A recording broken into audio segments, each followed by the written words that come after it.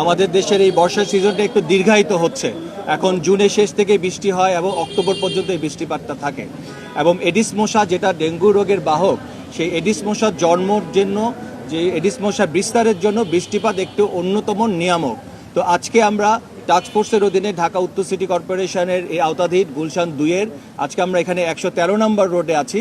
আমরা মাননীয় মন্ত্রীর নেতৃত্বে আমরা 6টা বাড়িতে আজকে আমাদের এই টাস্কফোর্সের কার্যক্রম চালিয়েছি। 6টা বাড়ির মধ্যে আমরা 3টা বাড়িতেই এডিসের লার্ভা পেয়েছি। আমরা সেই লার্ভার ঘনত্ব এবং আপনার যে নেগলিজেন্সির অনুযায়ী, গ্রেভিটি অনুযায়ী আমরা এখানে বিভিন্ন পরিমাণে টাকা জরিমানা করেছি। এই জরিমানার উদ্দেশ্য হচ্ছে নাগরিকদেরকে সচেতন করা এবং নাগরিকদেরকে সম্পৃক্ত করা।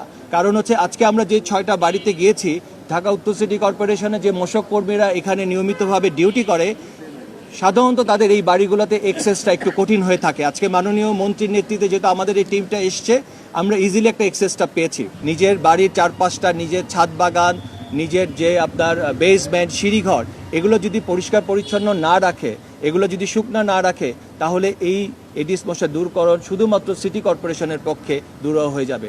সুতরাং আজকে আমরা আহ্বান জানাচ্ছি যে আপনার নিজ নিজ বাড়ি, নিজ নিজ ছাদ বাগান, বেসমেন্ট, সিঁড়িঘর, এই জায়গাগুলোকে আপনারা শুকনো রাখুন, পরিষ্কার রাখুন, এবং যে অপ্রয়োজনীয় যে জিনিসগুলো আছে, অপ্রয়োজনীয় টায়ার, যেগুলো ফেলে দেওয়া কমোড, পাত্র, বিভিন্ন রকমের ডিসপোজেবল পাত্র, এই জিনিসগুলোকে সরিয়ে ফেলুন। কারণ বৃষ্টি হলে এখানে পানি জমবে এবং পানি জমলে এখানে এডিস মশা বিস্তার লাভ করবে।